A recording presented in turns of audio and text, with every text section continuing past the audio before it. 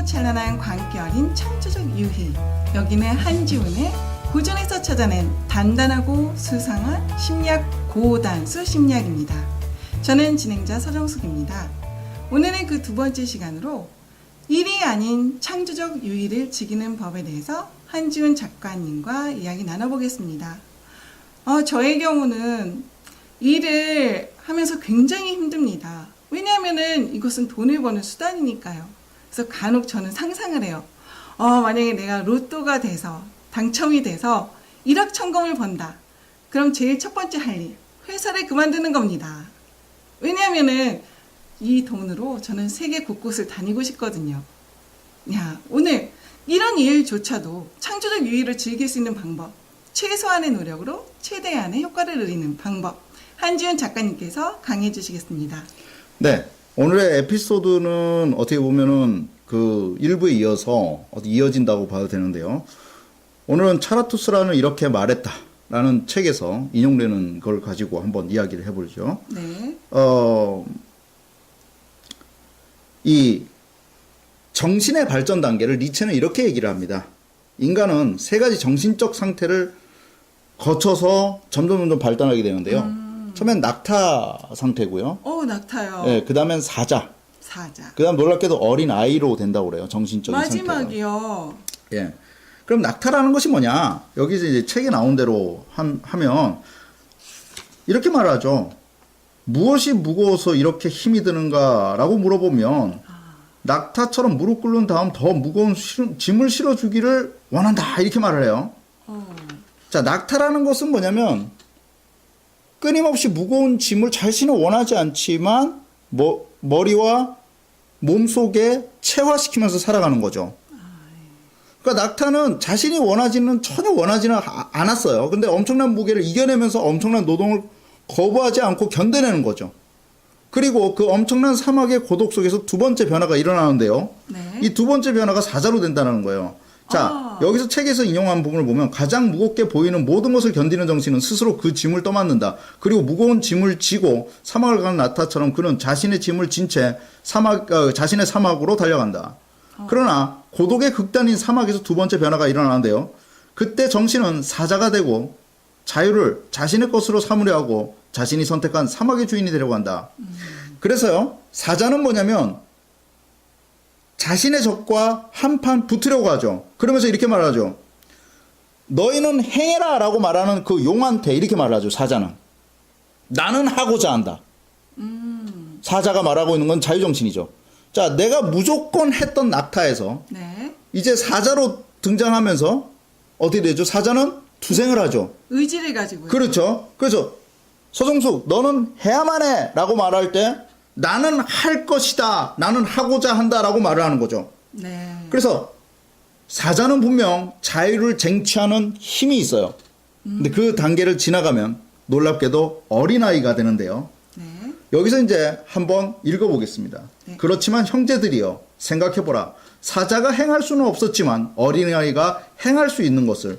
그것은 무엇이겠는가? 왜 강탈하는 사자가 다시 어린아이로 변해야 하는 것인가를. 어린아이는 천진무구이며 망각이다.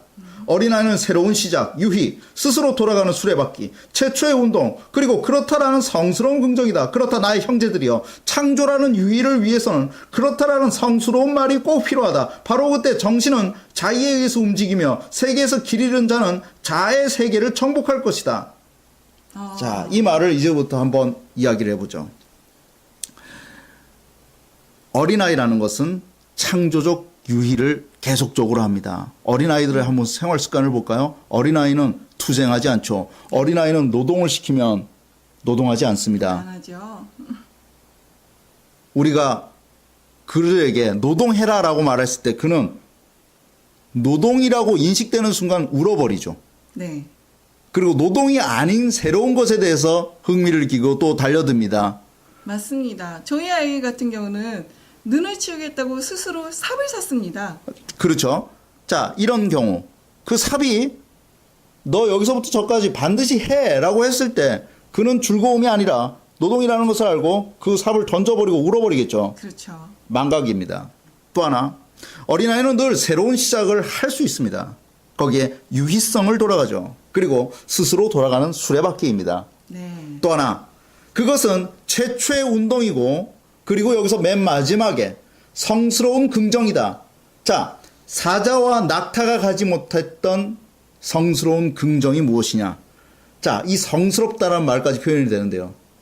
당신은 당신 삶에 강제로 웃으면서 김 부장님 안녕하세요 하면서 명함을 주고받을 때 당신은 강제로 웃지 않습니까?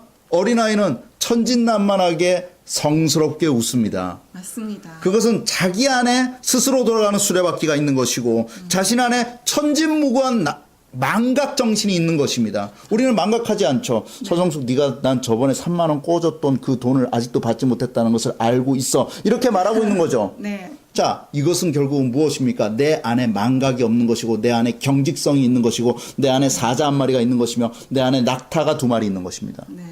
그러면서 이렇게 말을 하죠. 나는 무거운 짐졌어. 그렇기 때문에 그 짐 때문에 나는 앞으로 나아갈 수밖에 없어. 그리고 이렇게 말하죠. 40대 가장한테 물어보십시오. 당신 왜 일합니까? 라고 했을 때 목구멍이 포도청이잖아요. 이 일 안 하면 어떻게 되죠? 전 굶어 죽습니다. 어린아이에게 물어보십시오. 그 일을 때려치울 겁니다. 네. 파괴적이냐고요? 아닙니다. 창조라는 것은 황홀하면서도 찬란한 것입니다. 그리고 그것은 현실에서 말하는 규칙성이 아니라 어떻게 보면 굉장한 무질서입니다. 무엇을 이루기 위해서 사는 것은 족쇄입니다. 자신은 원하지 않지만 사회가 원한다고 말하는 것. 그래서 그렇게 사는 것이 맞다고 생각하게 됩니다.